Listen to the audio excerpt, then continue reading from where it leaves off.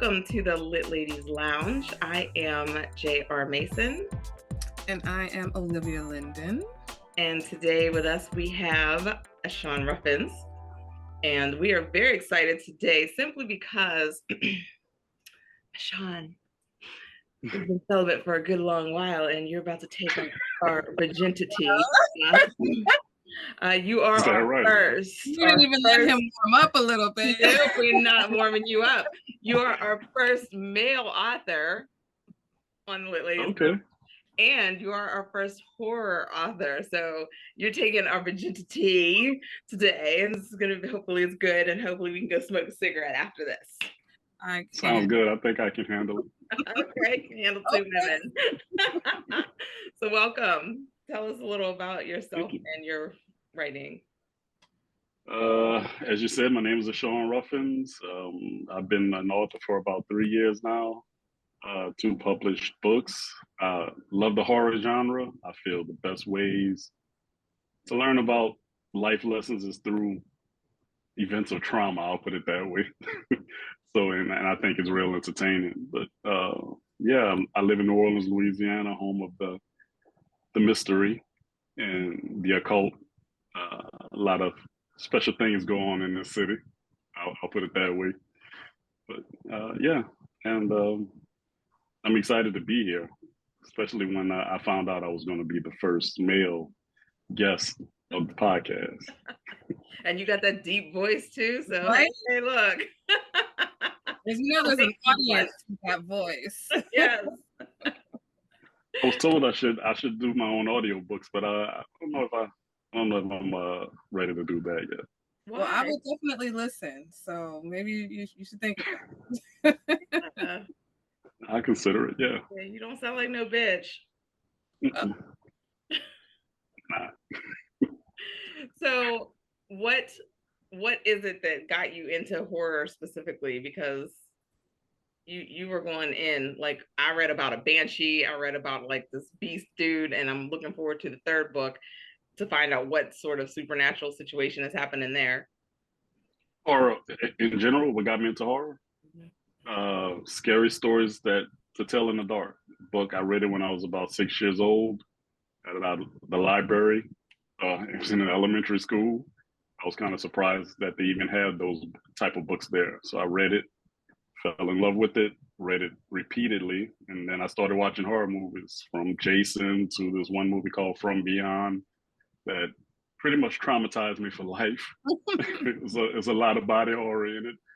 And from there, I just started finding all the subgenres, the psychological thrillers, all the, I'm not too much into splatterpunk. I don't like gore for gore's sake. I prefer a story behind it and things that are kind of supernatural, but plausible. If that makes any sense, because that makes it, to me, more horrifying. Scary, yeah, definitely. Yeah. Are you a horror reader, Olivia? I read everything. It's not my, like, you know me. I know I'm a romance girly, but I do love horror, thrillers, all of that. Okay. It's just the movies I can't watch anymore. I'm like, So you're a visual person. Yeah. You live it alone, and it's like all you envision is like all the horror happening to you. I can't sleep with my closet open. It has to be shut. Like, I'm weird. Door has to be shut, locked, everything. Oh yeah, you're not alone with that. All doors have to be shut with me. I can't sleep at open doors, and I can't sleep in front of mirrors. Me either. I had a mirror on my door, and it kind of faced across from the bed, and I had to take it down. I was like, I can't do this anymore. Meanwhile, we are 3 rational, functional adults. Yeah.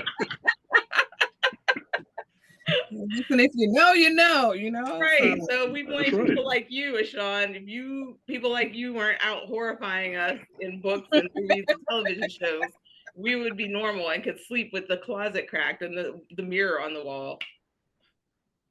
Then you might not know. At least now, if I bring it to you, you know, and you may know how to handle it. But if it just happens to you, you have no idea what's going on. You might fall victim. I'll buy that. Ignorance is not always bliss. So all of your books are taking place in New Orleans? No.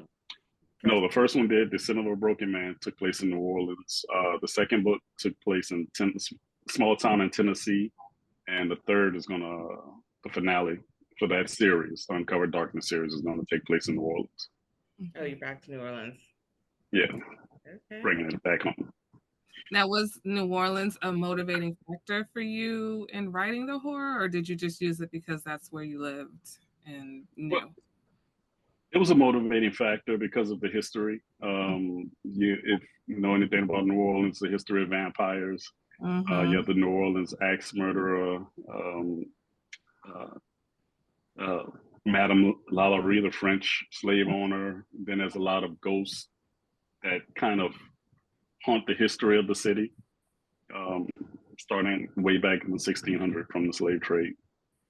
So a lot of things, and of course, Marie Laveau, the voodoo priestess.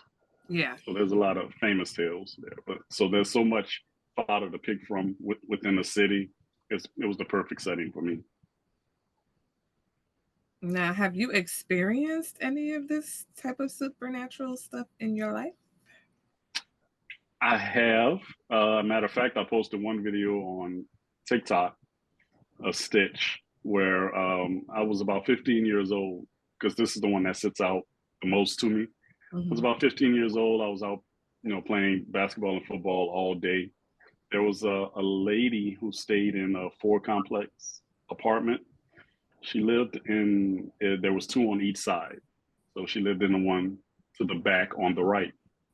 And she sold what we call down here frozen cups, or depending on where you're from, maybe zips. It's basically fruit juice is frozen. It's a refreshing, treat in the summertime. And so after finishing up, I went back there. I wanted to get something because she sell things out of her apartment. On my way there was a gentleman with a brown fedora hat and a brown suit, blue tie, asking for her by name. I asked him his name. It said his name, Mr. Ronald. I said, okay, I'll let him know that, you're up here, but it's 9 o'clock at night. I'm not going to walk him back there to an old lady's apartment. So I knocked on the door. She opened it. I described the gentleman, told her his name.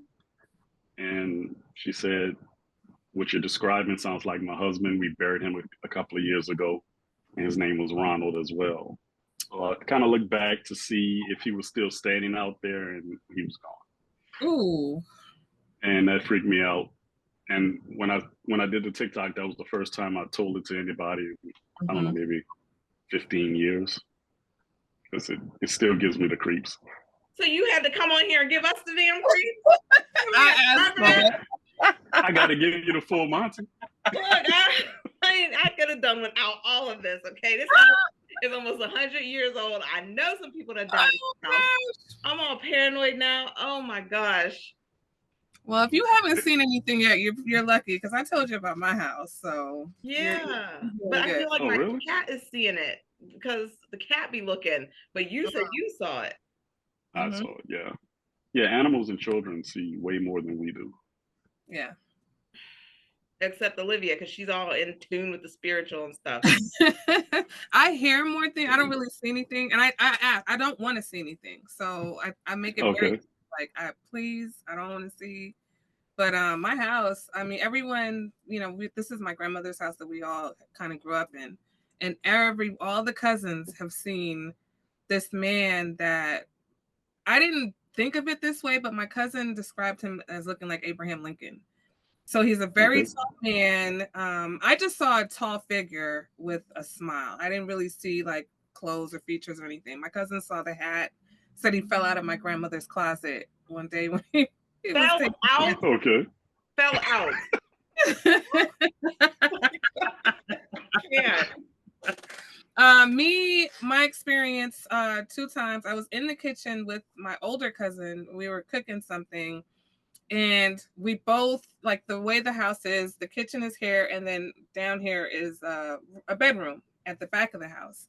And we both, in our peripheral vision, saw something, but we were the only people in the house. So we're like, no one else is home. So he, gets a knife. I got a little butter knife. And we go to the back.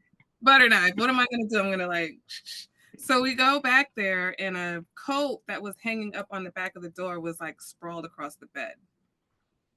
And we both just kind of looked at each other. And then years later, as a teenager, I wound up being in that bedroom. And one night I woke up and there was someone standing by my door. The door is closed and they're standing there staring at me, smiling. And I'm like, Grandpa? You know, I'm like, but it was tall and my grandfather's short. So I'm like, that's not. So I'm like, who could this be? You know? And then he just kind of like backed, look at, he just backed into the door and just disappeared. I was like frozen too. I couldn't even move. I was just kind of paralyzed, like, oh my God, what's going on right now? So you did what they do in the movies, and when we're no, like, I was literally not screaming. No, I couldn't. Like I was like somebody had zapped me and I couldn't move. And as soon as he backed away, I was able to move and I pulled the cover over my head. And so I'm sorry. So are you seeing full facial features, or is it just more? No, it shadows? was just more of the form, but I do remember the eyes and the teeth. Yeah. Yeah, I see a lot of shadow people as well.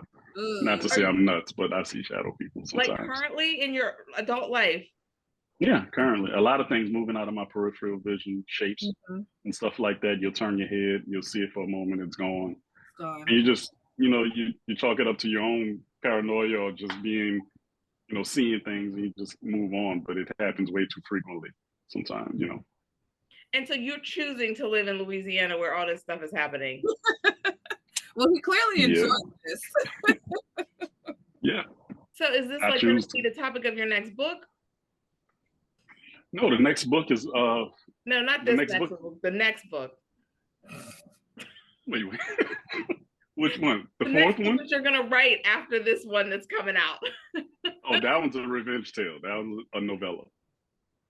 It's a supernatural thriller novella. So you're really not gonna write about a man that just be seeing stuff? Not yet.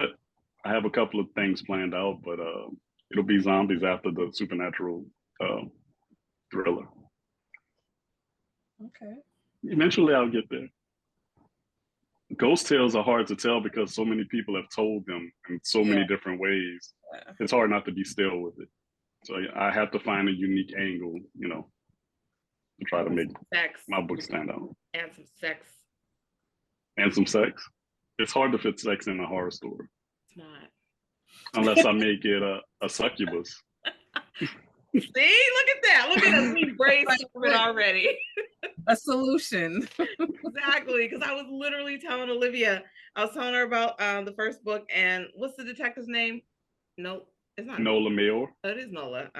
And I was like, she needed to have sex. And she's like, she's fighting creatures. Where are we having sex? And I'm like, it can get in there. It needs to get in there. She's very uptight. And that guy was a beastie guy. And he was like, oh, and it was like, okay, like, how's that sex gonna work out? Like, I'm excited. Like, is she gonna get some? So I personally felt like everybody needed some sex in that situation. She wanted James too. They just didn't get around to it. See, how you not get around to it if he needs, because he was in like what, a loveless marriage situation. His wife left him, demeaned him. Right. He was focused on his ambition, but he was afflicted, so he had things that got in his way until he found that book. Olivia, are you familiar with any of this? Did she tell you anything about this? A little bit, okay. But I was gonna start asking some questions because I'm like, all right, I need to know. Tell me more about this. So. Okay. So it's Uncovered Darkness series. It's a 3-book series. It's all about mental health and horror in the Black community.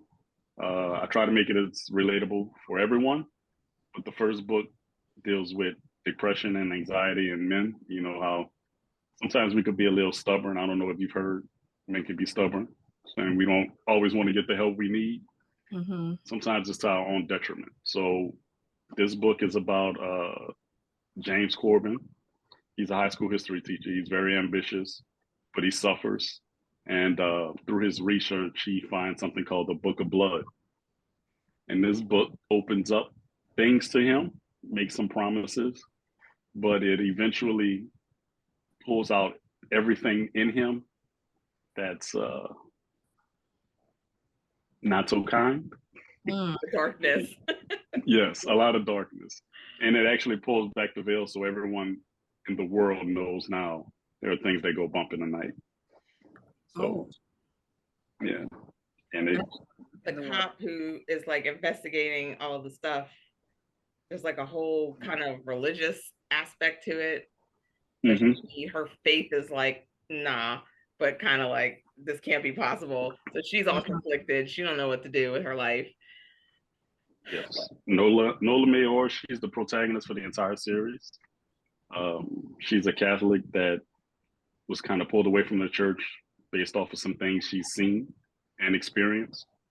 And there's a religious murderer within the city at the same time that she's investigating. And without giving it away, she has to confront herself, her religion, and the two murderers that's terrorizing the city. And she goes on to the next book, and she becomes a hunter of these things in Ascent of a Vengeful Woman. So in that book, I deal with women in grief and how you guys don't always want to process because you want to take care of everyone around you, bottle up your own feelings.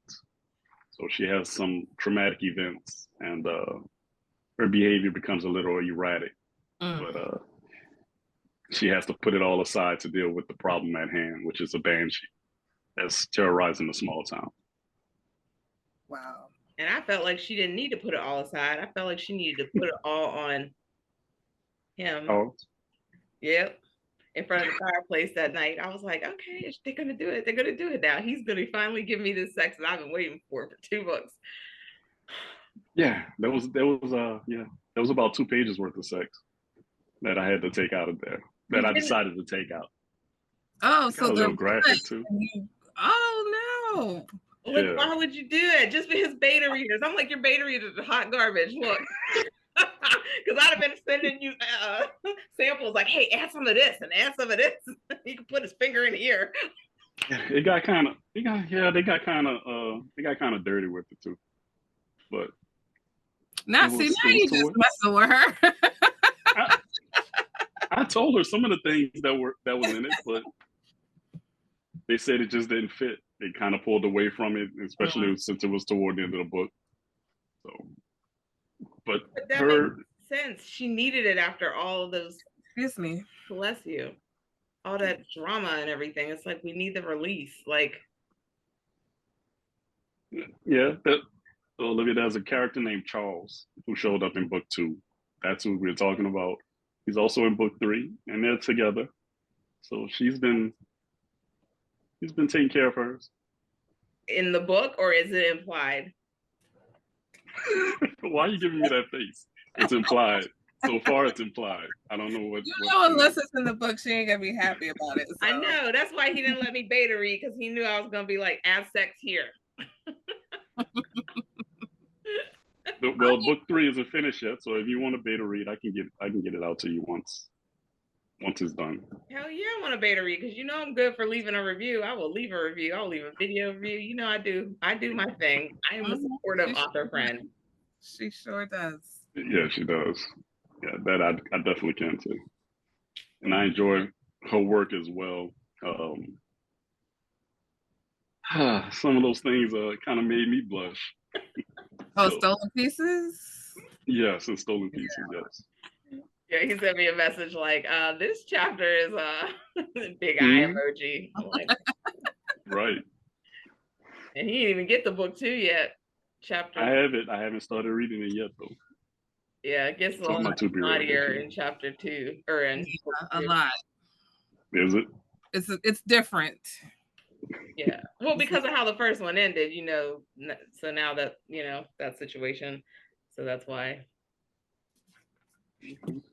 Wild. So yeah, you're just gonna add some of that, take some of that and sprinkle it into the 3rd book. So what supernatural creatures in the 3rd book? If you saw the book cover release, it's gonna be a werewolf. Oh, that's right. Well, wait, what? Okay, so that first guy wasn't a werewolf. He was just, what was he? He was kind of like an avatar for an evil deity. So basically all of that stuff that was inside him that he never took care of, it manifested into almost like a cougar type beast. Oh. Very huge, a lot of similarities to a werewolf, but cat-like features. All right, let's rewind a little bit. Let's go back to this book of blood, okay? Because if I find a book of blood, I'm putting it back. I'm putting it back.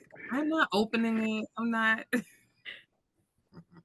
Okay, so because I had to check and see if James was white. I was like, wait, he's not white, right? Because he wasn't white. He was broken. He was broken, and he was desperate. So he had a friend, the only person who he felt he can talk to, Priestess Nadia. She was a voodoo priestess who had like a novelty shop that had just things for a tourist trap, but they also had things that appeared there often. Okay. According to the people that walked into the shop.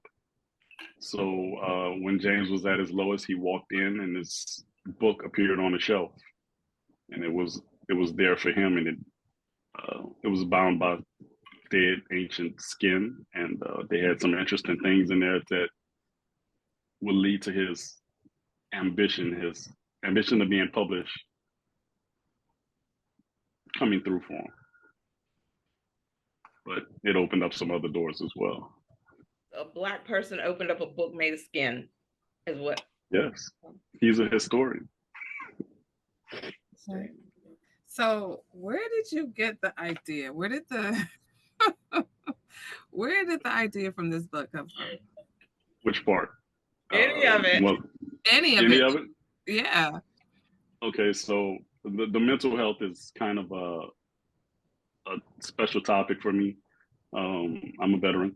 I've seen a lot of people go through a lot of different things, and I've seen people be so stubborn that they just don't want to, make themselves vulnerable. So I didn't want to do self-help books. There's a ton of them out there. So I wanted to do morality, moral ambiguity, and consequences for decision making. So I pieced together a lot of different things that I've seen from people and made this one person and put him through the ringer. And I wanted it to parallel self-medication. So the beast part of it was that chase of self-medicating, feeling better. Now I got to do it again so I can feel better again, but now you're chasing forever.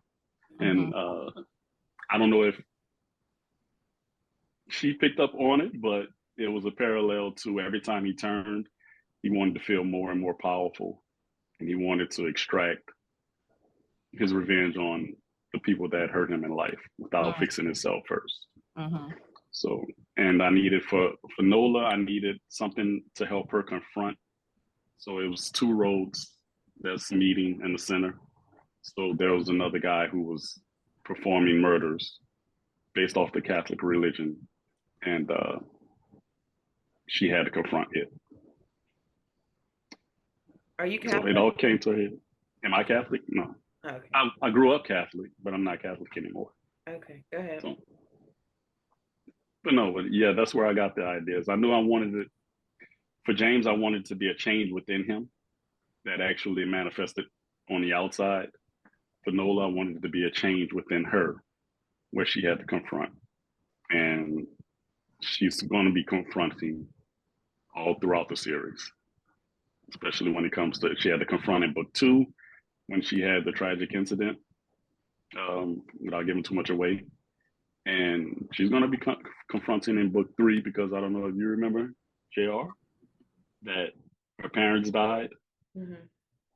And do you remember how they died? Was it a vampire or something? Or it was a werewolf. Okay, I knew it was some sort of like supernatural that got them. Right. So all her actions have consequences, and she's going to have to face those consequences. And that third book is about family, makeshift family, and PTSD. Did she get the werewolf that did it, or no? Or is that why the sister was mad?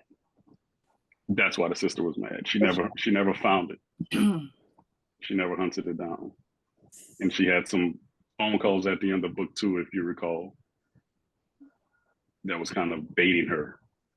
Yeah. So this letting her same know one that that killed the parents is coming for her. Yep. I'll say that. Yeah.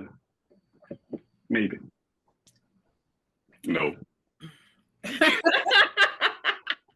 That's like the most logical answer ever. Right?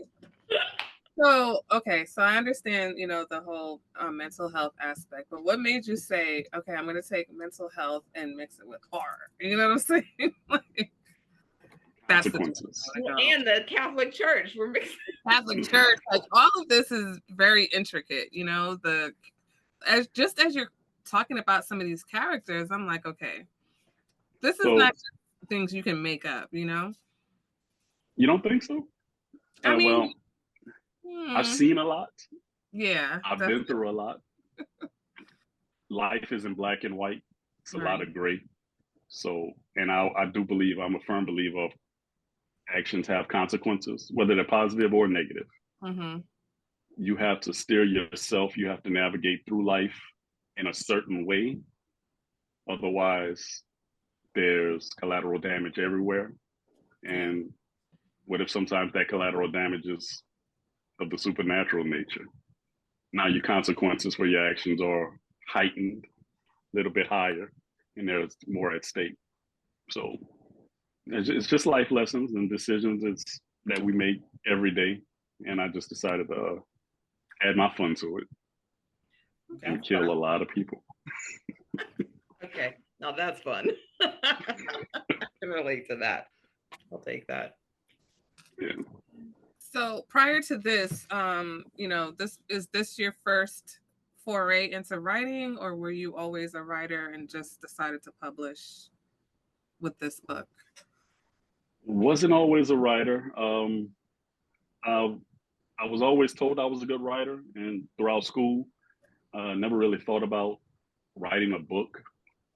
I started journaling, and then I got the idea to, like I said, put myself out there and try to reach a couple of people through an entertaining way. And I didn't expect to be a writer. I didn't expect to write horror novels. I didn't expect to open up old wounds for myself, dig deep into other people's past traumas, you know, and use it as life lessons or use it as material that I felt was important for others to read about. So yeah, and I worked on it from 2019, I want to say, the first book, and published it in 2022. And the second book, I was working on it concurrently and published it in 2024. So what? 2023, I'm sorry. Was it like the actual writing, or was just having time to do it, or was it like the research? I do a lot of historical accuracy and mix it with fiction. So there is a lot of research involved. I just enjoy it because I read a lot of nonfiction. I read a lot of history. I read a lot of adventure and some sci-fi and stuff like that, along with the horror. So there's a lot of research involved, and I want to make sure the historical accuracy part is accurate, and it's blended with the fiction to give it a fuller story. But I just need to find my voice as a writer. I didn't know what I was doing. I'm trying to piece things together.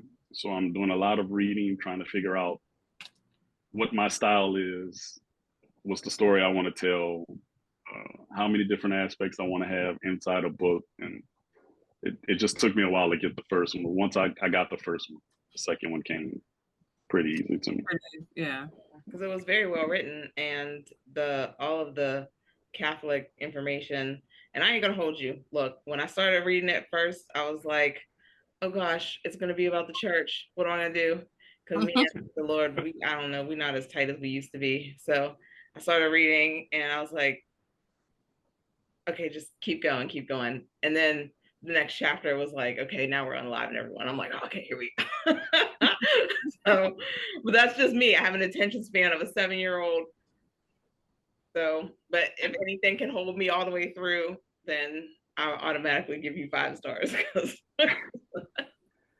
Thank you. Yeah, there was no jabs specifically aimed at the Catholic Church. I just thought it was a good avenue for good storytelling, and especially with somebody who's going to, when it comes to Nola Mayor, who's going to have to hunt these things and deal with her own faith. And all right, why wasn't I aware of all these things that go bump in the night? What else is being kept from me? I seen what happened when I was younger with someone who was prominent in the church doing the things that they were doing. So she had her own come to Jesus moment, so to speak, where she needed to figure things out. And sometimes you come back to your roots. Sometimes you have to move forward. And her journey is her journey. I just thought it was important for her to figure it out and have something pulling her, something strong enough pulling her in each direction that she's going to have to make a decision and deal with those consequences as well. So. Well, this how much of the character of James is actually you? The rage, sometimes, just being a Black man in America and having to deal with some of the things that you have to deal with, some of the stuff you have to swallow without being seen as this angry Black man that's violent and everything else like that, being accused of everything all the time, always guilty. So I would say about 25% of that character. And then also having my own struggles that I had to work through that I think that everybody has to work through. You know, if life was smooth, we'd all be walking around here with smiles on our faces. And sometimes there's some deep ass valleys that we have to fall into and work our way out. So I would say at least 25% of James. I tapped into my rage a lot with him, and I have a lot of friends, co-workers, fellow soldiers and stuff like that, things that they've shared stories with that they've been through. And the other 75% come from them. Wow. So this was like a very cathartic experience for you writing this book. Yeah, the first one is very personal. I felt it very personal. I wanted to get my point across, and I know a lot of the things in it was kind of on the nose, not leaving a lot of room for subtlety, but a lot of the things that happened to me and to others, it wasn't subtle. It was right up front. It was in my face. It was in their face. And it's a test. So yeah, it was very personal. Oh. Wow. Like you went to like get the help that the people will not normally get? Oh yeah, definitely. Definitely. I didn't want to stay in that area. Luckily I didn't try to do any self-medicating or anything else like that. But I didn't want to, I had enough darkness around me that I didn't want to wallow in it. And I don't feel anyone should wallow in it if you have a chance to deal with your issues. And I'm not talking about just going to a professional. It's whether you want to go to the church, a professional, if you have someone, and I caution against this, someone very close to you, whether it's family or friend, to talk to work through your issues. You got to be very careful with that because you never know who you can trust and when it'll be held against you. But yes, yeah, definitely. We all have to. Yeah. So, and I was reluctant at first as well. I was like, I'm not a bitch. I'm not going to sit in nobody's office and talk to anybody and share feelings.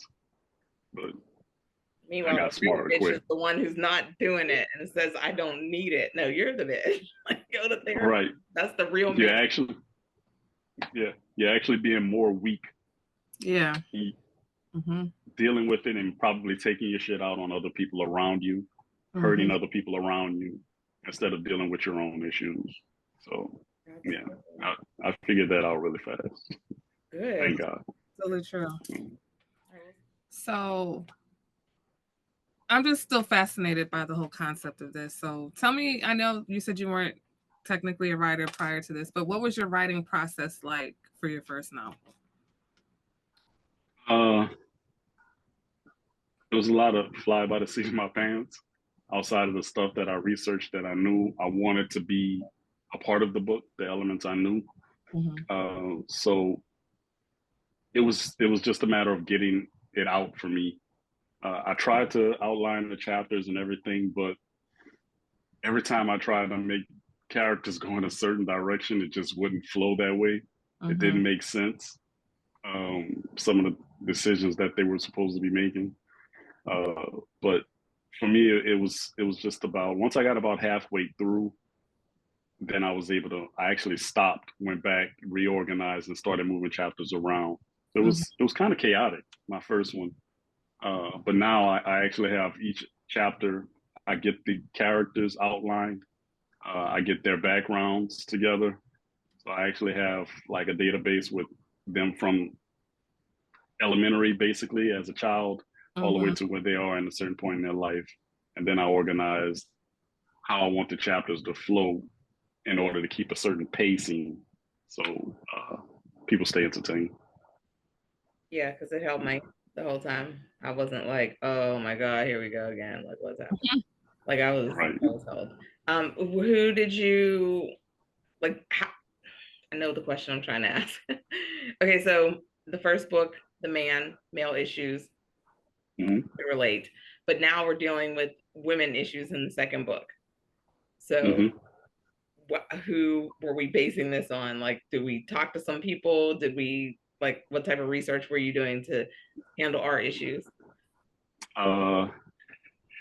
Stepmother, co-workers, sisters, and wife. All the ones who I've seen go through certain things and react to certain situations. But there's a lot of things you guys don't say and you infer.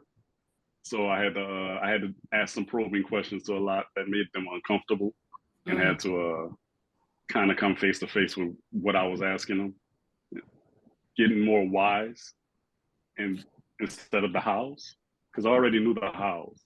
Right. The whys was hard to pin down from them to get them to confess. But yeah, it was a lot of that. Then I did some clinical stuff, research on how people deal with, for the second book, grief and things of that nature. It's like for the third book, I'm doing a lot. Well, I already know a lot about PTSD, but I'm doing a lot of research on that and family dynamics. When you have a makeshift family that's put together, how do people fit? It's like a puzzle. So, well, yeah, and the fact that part of the family is now missing a key member, like that's gonna really shift. Yeah. You ain't my mom. You have Nola. You have Nola. You have Charles. You have Jackson. You have Tammy. Those characters all carry over, and there's only two that's blood related. The rest are under the roof trying to find pieces of a puzzle that they've lost. I wish you would the whole thing you were talking about, the why, next book, man. Because seriously, men do not get that, and I say it all the time. You're asking the wrong question. You're asking for an answer, but you're not asking the why. The why is like the most important part. The why will give you the actual reason for the answer. All you have to do is ask why and listen. Yeah, we have to listen. And I'll throw that back at you. You guys have to actually sometimes say what it is that's on your mind. Yes. Okay. So what kind of questions were you asking? Just give me a couple of examples, like for you to cut straight to the chase. What did you figure out you had to ask? Oh, my favorite question that I asked them, what are you afraid of? That was my first question to each one of them. Why are you afraid to say no? Why are you afraid to put yourself first? Why are you afraid to confront this issue? Everybody else has to.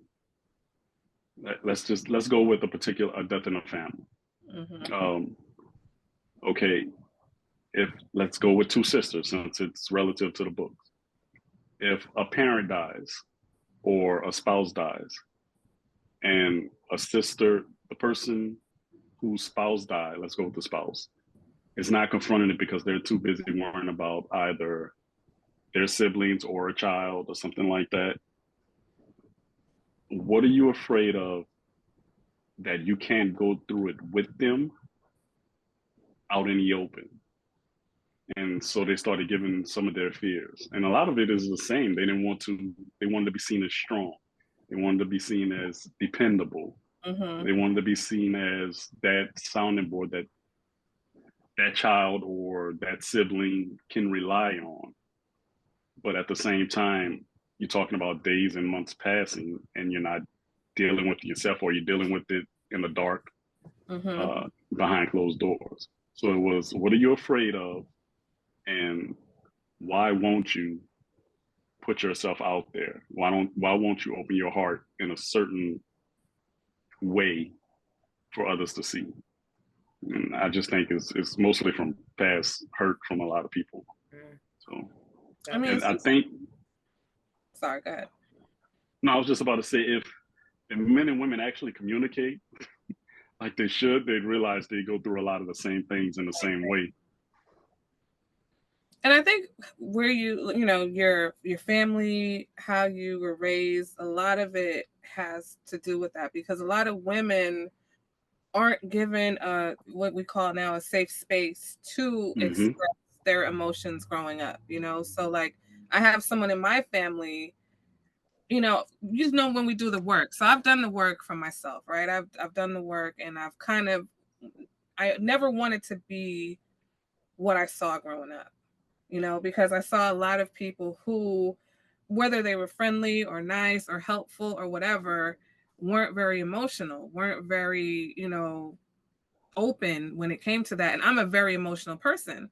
So I never felt like I had anyone in my family that I could go to express my emotions, that wouldn't tell me to go read a book or go do something, or crying, or, you know, whatever. So if you don't recognize that, you just assume this personality, you assume this armor that people are pushing, you know, because they don't want to deal with you because they're not dealing with their own emotions. So it's like they definitely don't want to deal with yours, you know, and then you wind up grown up who doesn't know how to deal with their own emotions. So I think part of that is us as a collective recognizing, you know, in order to break this cycle, we have to start allowing, you know, our children and the people around us to be able to break down and not make them feel like they're either crazy or worthless or weak. Or weak, yeah. And I found you're overreacting. Yeah, or you're angry, you're too emotional. Right. What I found, and what I found a lot was, when it comes to women in their past, if something traumatic happens, regardless of the severity, and they express it to someone and they're not believed or they're questioned often, that wall comes up and it stays up and it thickens over time. Yeah. And I think a lot of that is because people have trouble facing their own demons. So if a woman brings a sexual assault or something to someone and they're not believed, I think that person reflects on themselves and be like, no, that can't happen. That didn't happen to you. I don't believe you, or whatever the case may be. And it sends that other person who actually went through the trauma down a different path that closes them off from everything else that could possibly be blessings in their lives. Yeah. So I do think you guys go through way too much and are not listened to enough. I mean, I think it could go both ways also, because, you know, some of the things that we experience, a lot of young men experience also, and it's even worse for them because they don't want anyone to know what has happened. You know what I'm saying? So they're carrying that, not only just it's almost like a guilt, a shame, a burden, all of that. And, you know, so, I mean, I was going to ask you, have you ever thought about like mentoring, you know? Because it's refreshing to have a conversation like this and be able to, you know, hear your perspective and see, you know, that you understand it to a point where you can now take that and talk to people and ask the right questions, you know, and I feel like more people would benefit from that perspective. Thank you. That's a huge compliment. Not in an official capacity. I have given a speech once or twice, but it was real intimate, and it was mostly family, like at family reunions and things of that nature, to some of the younger men that were there. But nothing in an official capacity. Everybody always tells me I'm easy to talk to, so they do come. And when they come, I'll either listen, and if they ask, I'll give them a perspective. I won't tell someone what they should do because I'm not them and I haven't experienced what they're telling me. Right. But I'll give them a perspective. But I'd be open to it, definitely mentoring someone. I think that's something a lot of young men definitely. Yeah. And just seeing that, like, you can come through it and end up, you know, successful and functional. You know what I mean? Like, it doesn't have to be like it is now. We can improve. Right. And you don't have to look weak doing it. So, right. Sorry. You can keep your masculinity and, you know, still be everything you, in a classic sense, would consider a man to be. But right, because that whole men don't cry thing, who started that? Oh wait, didn't Michael write a book, Men Cry in the Dark, or something like that? I think I read that years ago. Oh yeah, when no one's around. Oh yeah, we'll let a tear or two drop behind closed doors. Not even we won't ashamed of to, like, if you need to get it out, get it out. Cry with me. Exactly. Shit, I might be crying with you. I got shit to cry about too. We gonna hold each other naked in this living room and cry. Okay? Why I gotta be naked? Y'all just had to be naked, didn't you? But back to my point, the fact that you were able to write this book and put those messages in this book, but telling a story about it, like, and it's very clear, like anyone with any brain cells they could rub together should be able to, you know, put these things together, because it's not like you wrote it in such a complex manner that it's like, oh gosh, what's happening? It's very easy to read. It's very comprehensible. So it just, for you to be able to put it into a story and illustrate why we need to get this help, because look what's going to happen. You're going to turn into a snarling beast if you don't. All your anger and rage, and you're going to end up reading a book of skin because you're all depressed. You could, yeah, but yeah, I don't know. I found when people talk at you, you stop listening at a certain point. So I wanted to, like I said before, I wanted to put it on the nose. I wanted people to pick up on it. There's certain subtle things that they may not pick up right away. Maybe if they read it, the first book a second time, or they read the second book a second time, they pick up on it. But I wanted to make it as obvious as I could, and just have people contemplate on their own actions, or how can they relate to the characters.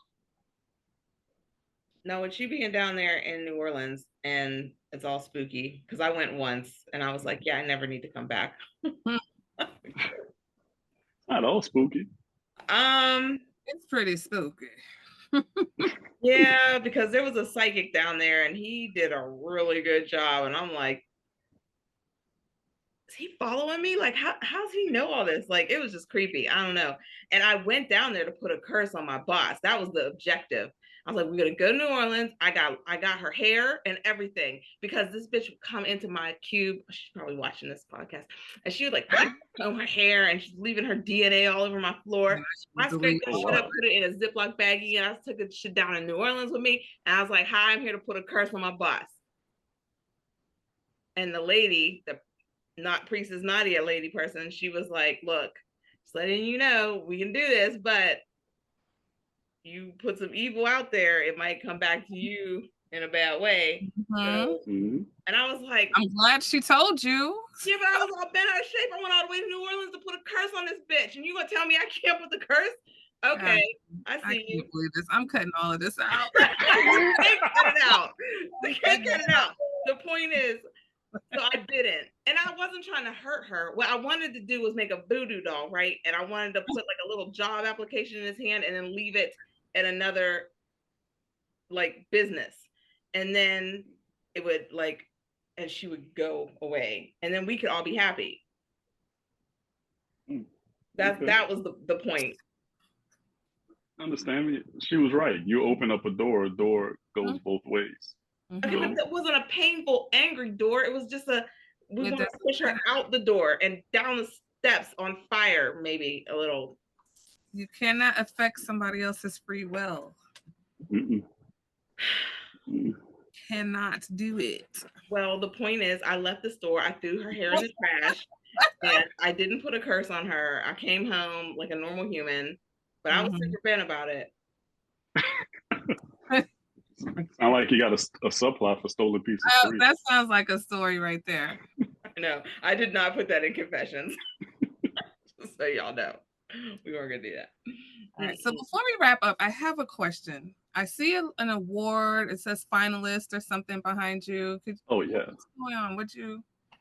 Oh, Descent of a Broken Man was a Best Book Award finalist twice for the Best Book Award and American Book Fest Award. So congratulations. Thank you. I was surprised actually as a debut novel. So that's amazing. Good though. It was good. I wasn't mad.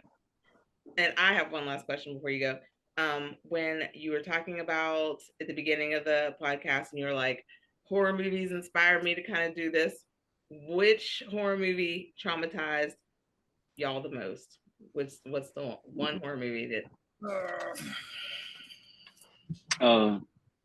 Like I said earlier, the movie From Beyond.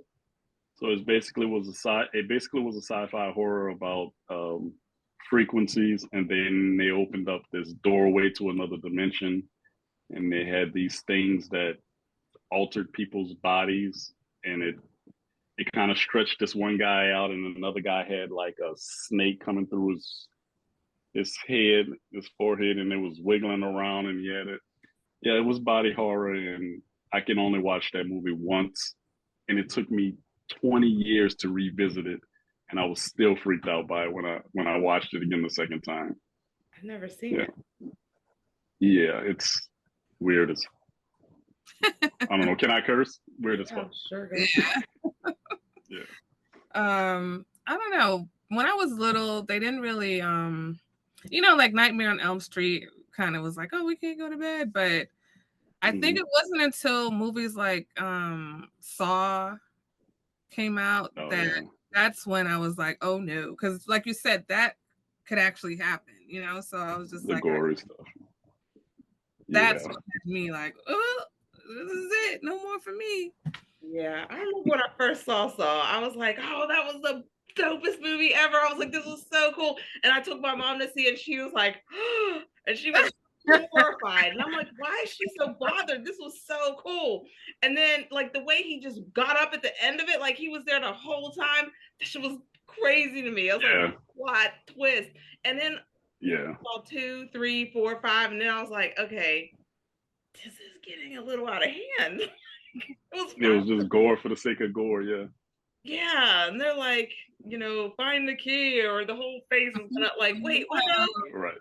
So that was I think mine was Final Destination, because the idea that death actually has a plan, and that shit missed you, and it's coming back. The fact. Oh, not okay. Not okay.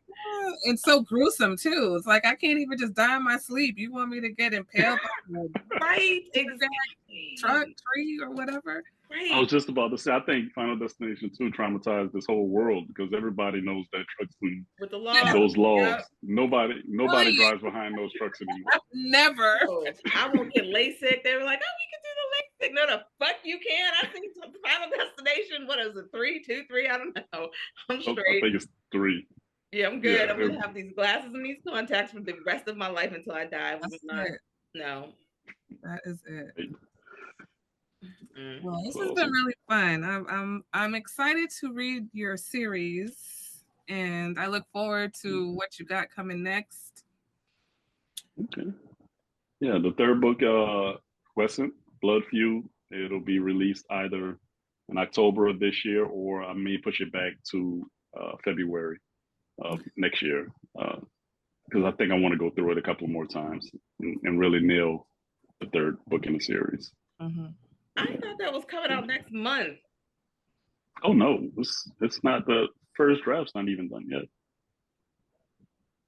Oh, you done showed us the cover, so I was like, okay, well, it's coming. We got like another month and a half. We're gonna have a book. Yeah, the cover was a marketing strategy. I figure if I get the image out there a lot, people will anticipate it more, and if I get the image out there with the other two books a lot, they'll start associating it, and then I'll ramp up on it. So, yeah, sounds good. All right. Well, it's disappointing. You have any? I'll keep you in mind for beta reading. Yeah, please keep her in mind. Yeah, because I'll definitely do that. And I'm still waiting on Olivia's naughty scene that she's supposed to send me. Now, this girl, you talk about some sex and some books. Oh, yeah? Oh, gosh. Look, that second book, Given a Chance, I'm like reading. Like, okay, she's going to give it to him. Damn it. What is she waiting for? Okay, I'm reading. She's going to give it to him here. What the is she waiting for? Okay, she's going to give it to him here. This has to be it because I would have given it to him about 18 times by now. Oh, my gosh. Once she gave it to him, good night. It was like she opened up a fire hose. So all over the book. She's edging in her writing. Basically. Gotcha. Yeah, understood. That is what was happening because I was ready, and then by like it was like in the Kindle, the 52%, I want to say mark. Then the sex didn't stop until like almost the end of the book. Yeah. So basically like 90%, I think. Yeah, and it was good sex. It wasn't like just sex for the sake of sex. Like, well, some of it was. We was just having sex for like a long time, and it was due, and everybody needs some of this. But yeah, she will.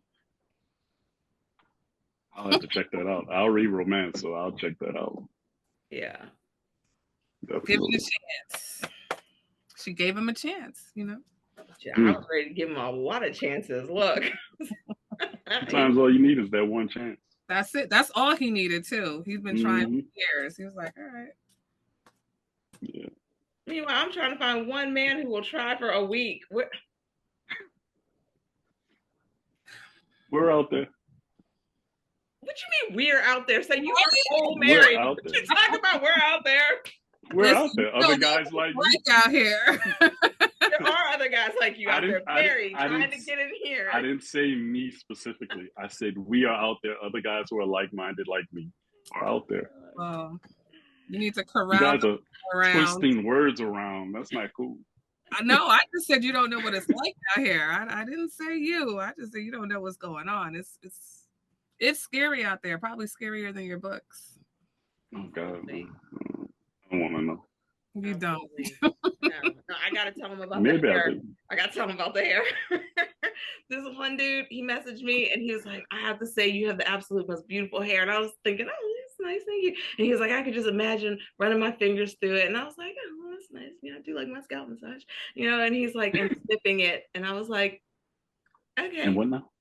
And snipping it. And then he was like, and playing with it in my mouth. And I was like, oh. No, we're gonna draw the line there.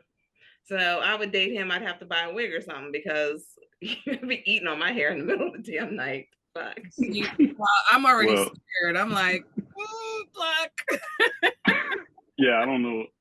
Yeah, you might. Don't take a chance with him. Right. And I told Olivia earlier, I finally talked to him on the phone because he was a good conversationalist when we were messaging, other than the whole wanting to eat my hair thing. And I found out he still lives with his mother. And I'm just like, you're almost 40, dude. But he broke up with his girl and the money situation was weird. And so now he's living at home. And I'm like, you can't eat hair and live at home. Pick one. Pick a struggle, right? Is he taking care of his mother? Is that? No, she's a whole nurse somewhere. Like she's not that old. She's the worst. I was trying to help the brother out. That's all. No, don't help these men, these boys. No. Telling you. Gotcha. Yeah. So I give up. This was definitely just as fun as watching you guys on your other podcast episodes. You guys had me cracking up, and this was fun. Just this one. I'm glad you enjoyed it. I'm glad you're watching. Thank you. We appreciate the viewership. Yes, we do. And be sure to subscribe. He did. I am. Well, I'm talking to the audience. Oh, okay. Oh yeah, we didn't even sign off, huh? And I'm like, we're in a perpetual podcast now. I know, we didn't even sign off for nothing.